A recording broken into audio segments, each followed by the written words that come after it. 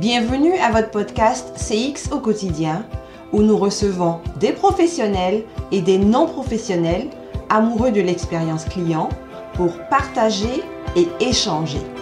Mon nom est Julie Tano-Lawson, je suis votre animatrice et je vous souhaite une très belle écoute. Bonjour à toutes et à tous. Merci encore une fois d'être avec nous aujourd'hui. On reprend la deuxième partie de la troisième saison et notre invité aujourd'hui, c'est Benoît Merouna. Bonjour Benoît.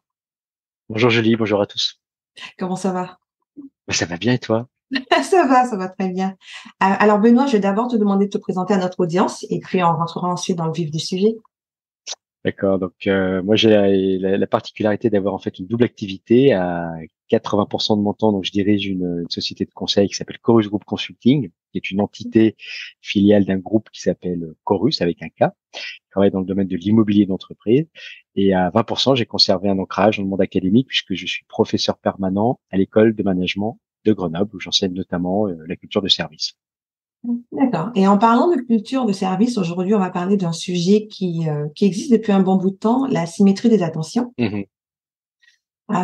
Pour commencer, c'est quoi la symétrie des attentions? Parce que je sais qu'il y a plein de gens qui entendent parler de ça. Ça veut dire quoi exactement? Et ça vient d'où cette histoire de symétrie des attentions? En fait, il y a plusieurs racines pour ce qui me concerne et pour ce qui concerne peut-être le cas particulier de la France, c'est finalement la culture Accor, c'est-à-dire une culture hôtelière. Ce sont en particulier deux hôteliers, voilà, qui s'appellent Gwenaël Leouérou et Olivier Devis, qui il y a maintenant une bonne vingtaine d'années, à l'occasion de la création d'une nouvelle marque au sein du groupe, se sont posés finalement des questions qui peuvent paraître un peu philosophiques, mais au fond que se posent, je pense, toujours les organisations, c'est-à-dire dans le domaine de l'hôtellerie, si on veut faire quelque chose de bien, quelque chose de différenciant, surtout à l'échelle d'un groupe qui était le groupe Accor, où déjà à l'époque on avait en fait plusieurs marques et donc plusieurs positionnements, Mhm. de trouver donc finalement une identité de marque, eh bien c'était de se réapproprier complètement au fond cette notion d'hospitalité. Et à partir de là, c'était se dire, eh bien, si on veut être au meilleur niveau, au rendez-vous finalement de la satisfaction client, eh bien, il y a un prérequis, un préalable qui est que nous-mêmes, managers, dirigeants, eh nous soyons effectivement au même niveau d'attention finalement vis-à-vis de nos équipes. Et donc, ils ont fait émerger cette notion de symétrie des attentions que j'avais définie comme ça quelques années après, prendre soin de nos équipes pour qu'elles prennent soin de nos clients. Moi, je trouve toujours d'abord important de rendre hommage, on va dire, à ceux qui sont précurseurs, mais aussi de souligner le fait que c'est peut-être pas anodin que ce soit dans le monde hôtelier qui peut-être pour la plupart des auditeurs et pour les hôteliers peut-être qui nous écoutent une évidence de se dire bah oui effectivement nous sommes un métier de service, nous sommes un métier de la qualité de l'attention à l'autre au sens large, de se dire au fond, il est important peut-être régulièrement de se réapproprier cette dimension-là, de se réinterroger sur ce qui fait le sens de notre métier. Et cette symétrie des attentions, elle est née comme ça, en France en tout cas. Mais après, il y a eu plein d'autres faisceaux dont on reparlera peut-être pour aboutir Mhm. à cette formulation-là, en tout cas en français. D'accord. Alors donc, ce que je comprends, si je traduis ça dans mon monde à moi, qui est celui de l'expérience Mhm. client, c'est faire de l'expérience employée pour faire de l'expérience client, théoriquement. Oui, C'est ça. tout à fait. Et en fait, ça, quand je te dis ça, en fait, on est fin des années 90, début des années 2000, Mhm. et avec un co-auteur Charles Dutandy, on va nous signer en fait un livre qui va paraître en 2007, qui s'appelait à l'époque du management au marketing des services, dans lequel on va donc à l'issue d'une interview de ces deux intrapreneurs du groupe Accor mentionner pour la première fois la symétrie des attentions. En fait, c'était une intuition qui était de se dire, mais au fond, la culture de service, on tourne en rond si on pense que c'est simplement s'intéresser à la manière qu'ont les collaborateurs en contact avec les clients de se comporter, de bien se comporter, c'est-à-dire de se comporter au regard d'un référentiel, au regard d'un Mhm. script, au regard de, voilà, de quelque chose qui a été formalisé en amont. Si on travaille pas en parallèle leur propre expérience, donc l'expérience collaborateur, bah, effectivement, ça va pas marcher et on va finalement mettre un pansement sur une jambe de bois. Et donc ça, c'est une conviction qui a cheminé progressivement à partir de 2007 en France et qui progressivement va pénétrer dans la plupart des grandes organisations et ce dans quasiment tous les métiers, que ce soit d'ailleurs dans les entreprises industrielles, citons Michelin, ou dans d'autres entreprises de services, on peut citer Leroy Merlin, on peut citer la Maïf et d'autres, eh bien cette conviction va s'installer durablement que l'expérience client et l'expérience collaborateur, c'est quelque chose qui doit être pensé simultanément si on veut être impactant du point de vue, en tout cas, de ton sujet qui est l'expérience client. Expérience client. Alors, Est-ce que tu dirais à ce moment-là que la symétrie des attentions, elle s'adresse d'abord ou seulement aux employés de première ligne et de leur management, donc des départements de première ligne, ou c'est quelque chose qu'on peut aussi intégrer dans les départements qui sont dans le back office? Alors c'est une très bonne question. D'une part, ça s'adresse à tout le monde dans l'entreprise, y compris aux dirigeants. On aura peut-être l'occasion d'en reparler. Et ça, Mmh. c'est un vrai sujet. Mais effectivement, la question du back-office est primordiale. J'accompagne en ce moment une structure dans le domaine du logement social. Et c'est tout le sujet que d'arriver à embarquer l'ensemble des collaborateurs, y compris les dirigeants des fonctions support, dans cette aventure.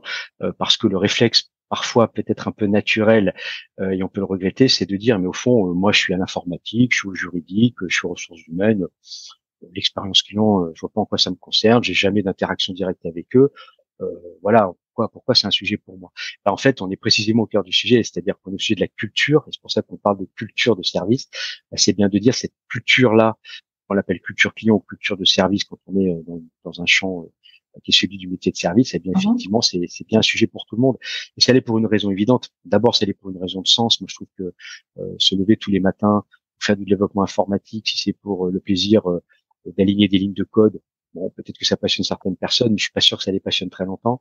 Mmh. Si c'est dans la perspective de se dire au fond, une des conséquences de mon action, en interaction avec d'autres gens, ça va être que notre application va être plus performante, aura pas de bugs et que donc elle créera de la satisfaction pour nos clients et elle évitera des collègues qui sont des collaborateurs de première ligne de se faire enguirlander parce que ils n'ont pas pu annuler une réservation ou réaliser une réservation en ligne. Alors effectivement, mon métier il prend une autre signification, il prend tu vois une autre dimension. Puis deuxième point qui est essentiel, c'est que les efforts des uns seront finalement sans effet sans les efforts des autres. C'est-à-dire que si moi et toutes les équipes du service client et globalement on va dire qui ont un lien direct avec le client, et on se lance effectivement dans une dynamique d'efforts, mais que nos petits camarades de l'informatique, des RH, des achats, etc. ne suivent pas le mouvement, en fait, on n'arrivera pas à grand chose parce qu'en dehors du fait de faire pivoter un peu notre attitude et d'être plein de bonne volonté, on dépend en fait de ces outils. On dépend des outils informatiques, bien sûr. On dépend bien sûr de la politique achat de la boutique et on dépend des conditions de vente, donc du juridique, etc., etc. Mmh. Et donc, si on n'aligne pas en fait la vision et les pratiques et à travers cette notion toujours assez centrale, colonne vertébrale de parcours client, en fait, on n'arrivera pas à grand chose. Donc, voilà pour répondre à ta question, Julie. Ouais, parfait. Et tu sais, avant de répondre à ma question, tu parlais des dirigeants justement Mm. et tu as parlé aussi de culture. Hem, Comment est-ce que tu fais le lien entre dirigeants, culture? Fais attention.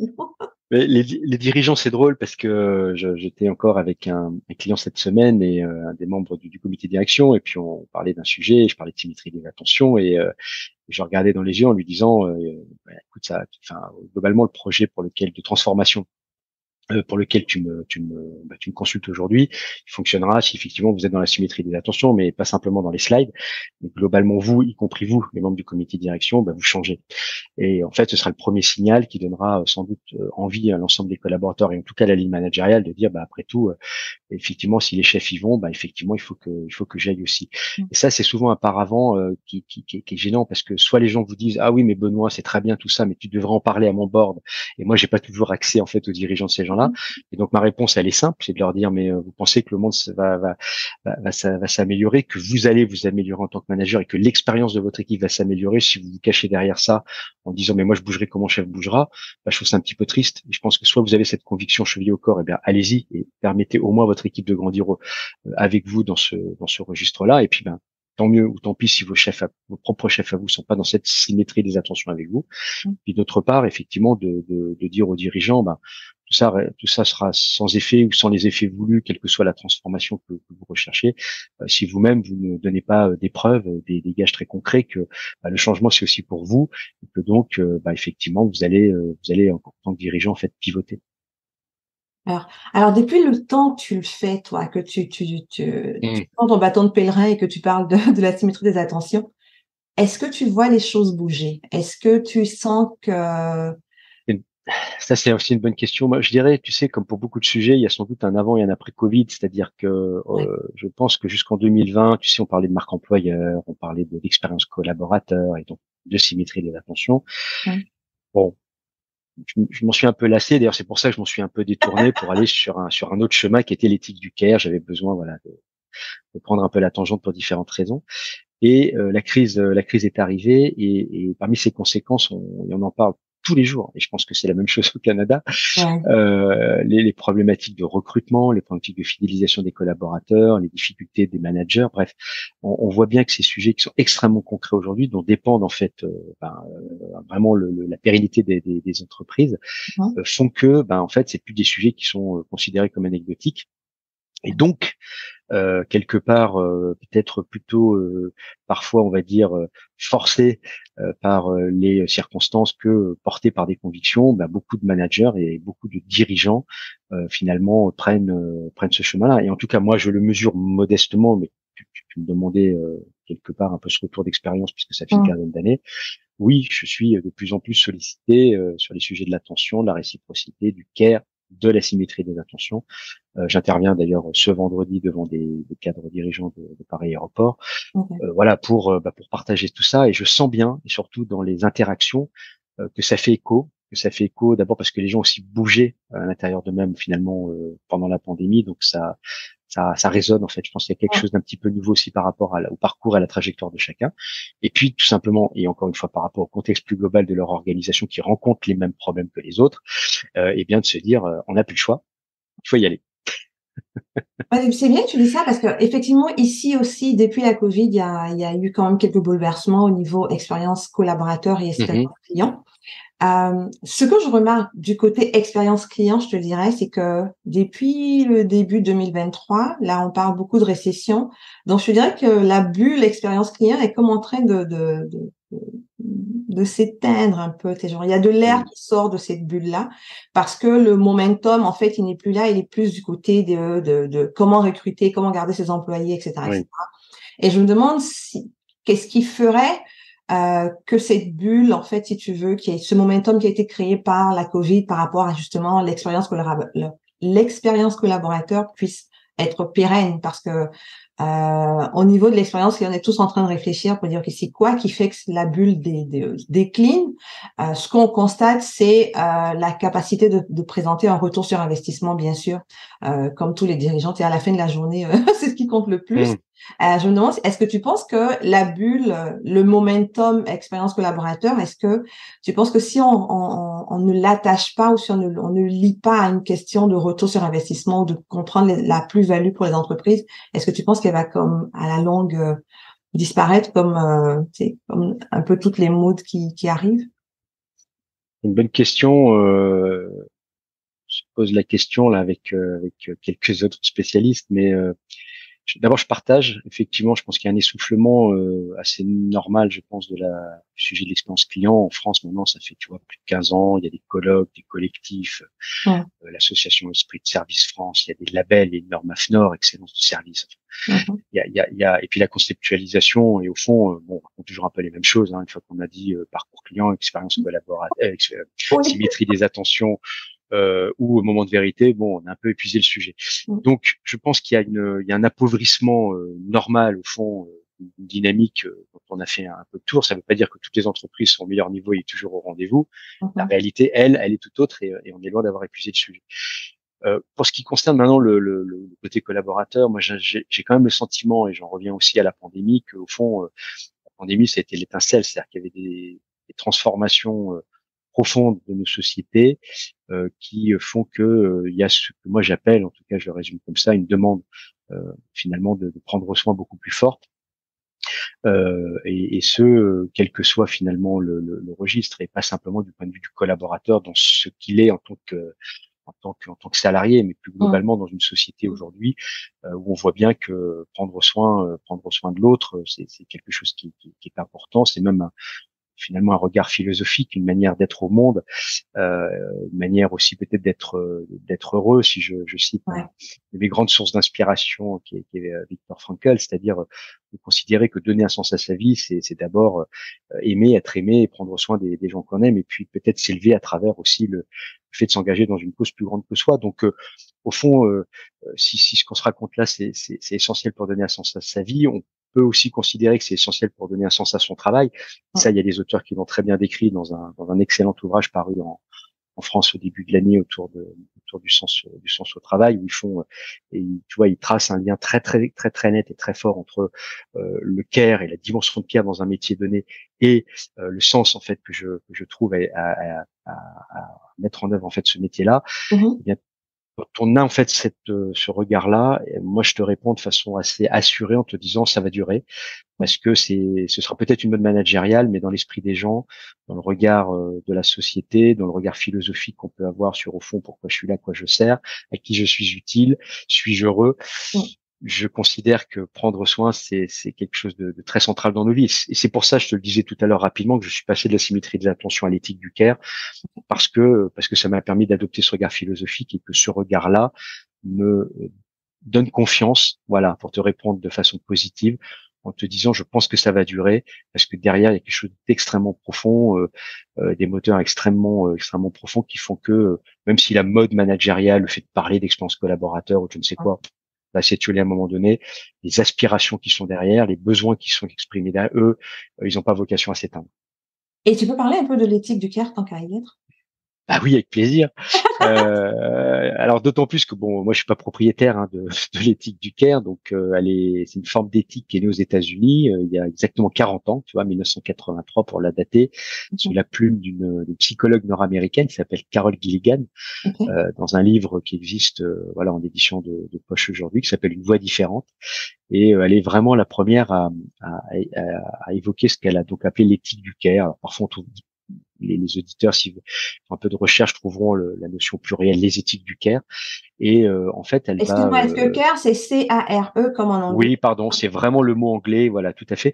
Et que d'ailleurs, les auteurs francophones, c'est toujours une question qu'on me pose, ont vraiment arbitré, si tu veux, en faveur de ce mot anglais qui est polysémique, Mhm. qui est bien plus intéressant que le prendre soin ou l'attention à l'autre, Ouais. qui nous enferme un peu.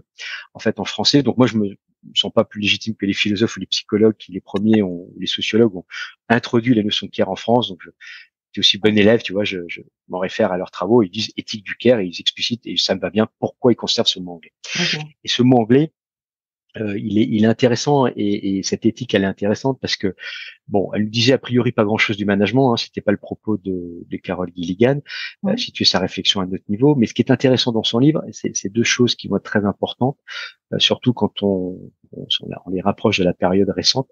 La première, c'est qu'elle s'intéresse comme à l'économie. Et elle parle de l'économie du care. Et en fait, elle donne même des statistiques, tu vois, pour les États-Unis, en disant voilà, c'est pas qu'une philosophie, le care, c'est des crèches, c'est des hôpitaux, voilà, c'est tout un tas de métiers où des vrais gens au quotidien prennent soin d'autres personnes.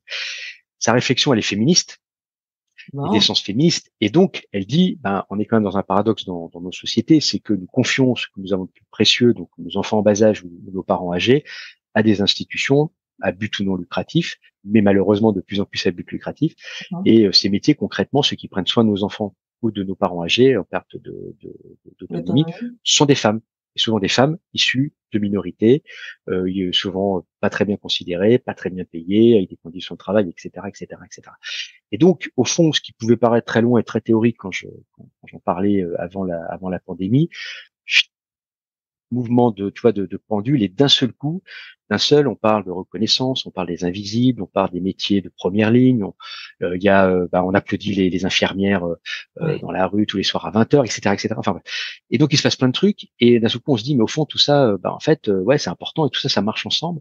Et au fond, ce regard et cette philosophie d'essence féministe au départ, avec qui porte un regard critique, en fait, elle n'est pas inintéressante si on veut faire l'effort de la transposer, de la mettre en pratique dans le champ du management. Et se dire au fond les grands sujets qu'elle évoque, les sujets de prendre soin, l'interdépendance qui existe entre les êtres humains, le fait de porter service à l'autre, le fait d'être à l'écoute de l'autre, de ses besoins, d'aller rechercher son feedback. Et toutes ces questions-là, au fond, c'est des questions qui sont des questions basiques en management et qu'on se pose depuis très longtemps. Ouais. Et au fond, toutes ces questions clés qu'amène et que trimballe en fait l'éthique du care, moi j'y vois une source de résonance très forte avec les grands thèmes, les grands sujets qui sont les nôtres en management, et Mhm. en particulier, tu vois, une manière aussi de renourrir l'asymétrie des attentions, en se disant finalement prendre soin de nos équipes pour qu'elles prennent soin de nos clients.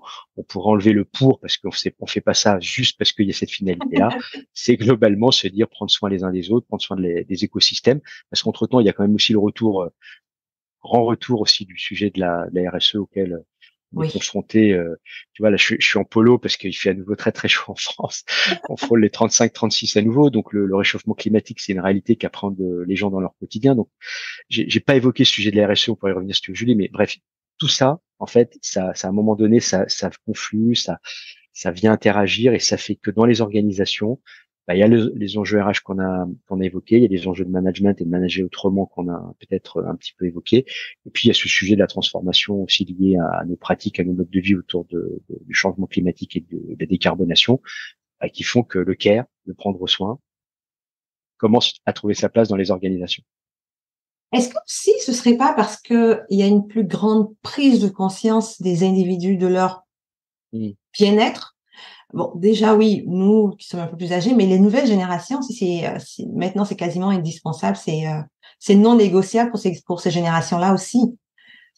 C'est très juste et c'est juste en revanche au sens où moi j'ai pour conviction que toi et moi et tous les gens de notre génération se ressentent en fait la même chose, ont ressenti la même chose. Simplement, on était éduqués dans un monde C'est ça. où on s'autorisait pas, on n'osait pas. Pour reprendre un mot important de l'époque, oser, oser. Moi, j'ai été confronté en tant que manager aussi à des plus jeunes, des bien plus jeunes que moi, moins de 30 ans ou moins de 40 ans. Et effectivement, c'est aussi eux qui m'ont aidé à pivoter en tant que manager, en tant que personne, c'est-à-dire euh, au fond de se dire, mais en fait, ils ont raison, quoi. Ouais. Ou en tout cas, ils n'ont pas totalement tort.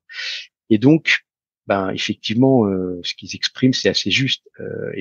D'ailleurs, finalement, si je suis un peu honnête avec moi-même, j'étais pas loin de penser comme eux à certaines périodes de ma vie. Simplement, je ne me sentais pas autorisé à eux. La différence, c'est qu'ils l'expriment, Ouais. voire qu'ils le revendiquent. Et en tout cas, effectivement, le fait que une entreprise, une organisation au sens large doit prendre soin d'eux, bah, c'est quelque chose qui leur paraît évident et qui revendique. Donc effectivement, tu as raison.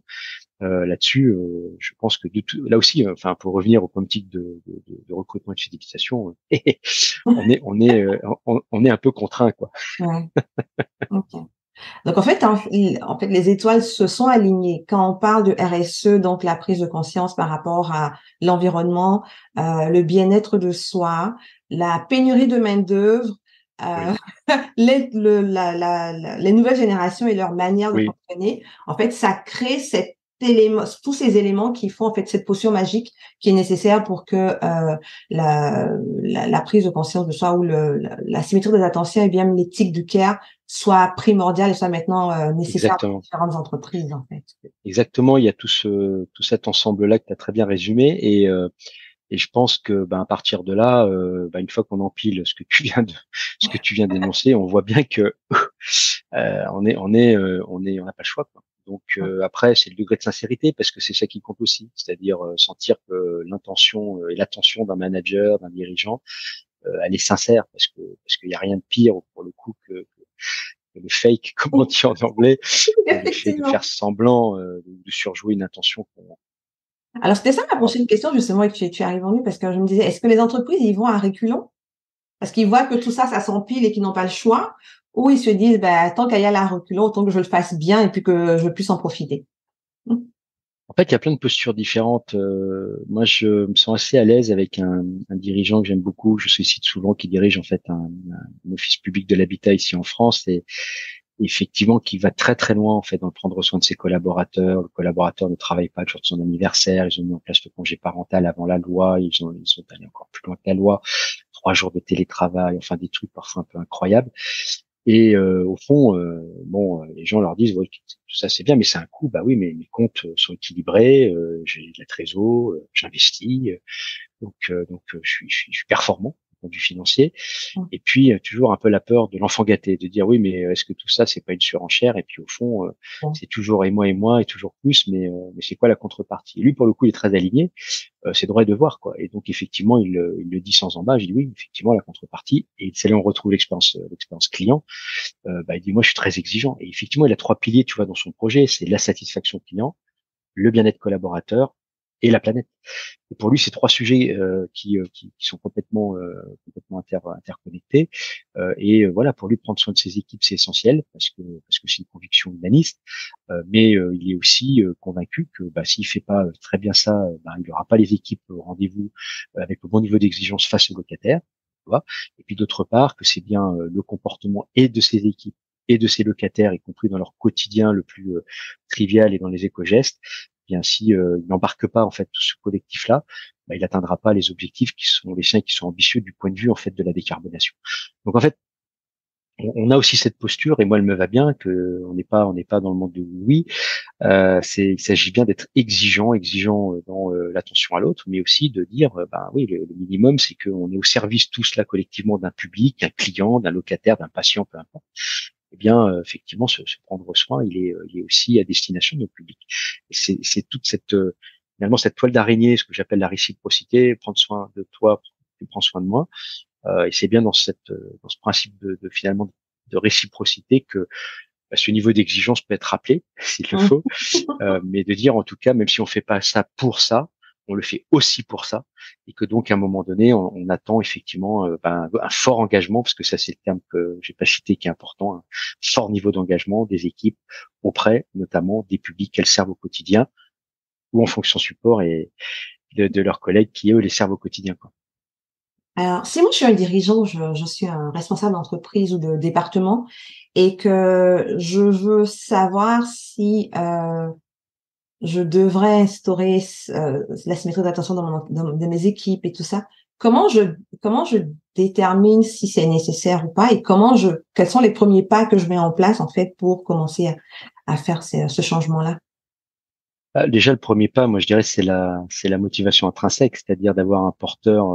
Effectivement, c'est toujours souhaitable dans tous ces projets de transformation. Donc, un membre du comité de direction, du comité exécutif qui, voilà, a cette conviction chevillée au corps et est prêt à s'engager là-dedans auprès des équipes, un sponsor, comme on dit. Mmh. Mais au-delà de ça, c'est sans doute de s'assurer et d'objectiver le sujet, quoi. C'est-à-dire de s'assurer que c'est un sujet. Donc, de se dire au fond pourquoi on fait ça. Ouais. Bah, on le fait parce qu'on a des sujets et qu'on peut là pour le coup mettre en mesure, hein, des sujets d'attractivité, de recrutement, des sujets de fidélisation avec du turnover plus ou moins important, des sujets de satisfaction client pour revenir sur notre sujet initial, des sujets voilà divers et variés qui font qu'à un moment donné, bah, il faut faire autrement. Et je pense qu'il faut amener aussi le collectif, si tu veux, dans cette prise de conscience, c'est-à-dire pas considérer que c'est évident et un acquis, mais bien mettre en fait l'ensemble des équipes dans cette réflexion de se dire au fond il faut qu'on procède en fait différemment, et là aussi avec ce souci de l'exemplarité qui est toujours ce mot valise mais si essentiel en management, c'est-à-dire de se donner de donner des preuves concrètes aux autres en se disant ok, nous autres dirigeants, qu'est-ce que concrètement on va décider de faire là demain, qui sera perceptible par chacun, pour montrer que nous-mêmes en fait on se met dans ce mouvement-là. Donc j'ai envie de dire, c'est déjà que lui se sente prêt aussi à embarquer le collectif autour de lui. Et puis après il y a des métriques, après il y a des concepts, après il y a des boîtes à outils, voilà, des cabinets spécialisés, des universitaires qui travaillent sur le sujet. Donc aujourd'hui on a beaucoup de sources d'inspiration, beaucoup d'éléments, si tu veux, méthodologiques ou de mesures qui permettent de s'engager là-dedans. Et pour finir de te répondre très concrètement, moi, ma conviction première, au-delà de ce que je viens de poser, c'est l'écoute. C'est-à-dire de dire, passons par cette écoute à 360, les clients, les équipes, Mmh. sur un même pied d'égalité. Écoutons ce qu'elles ont à nous dire.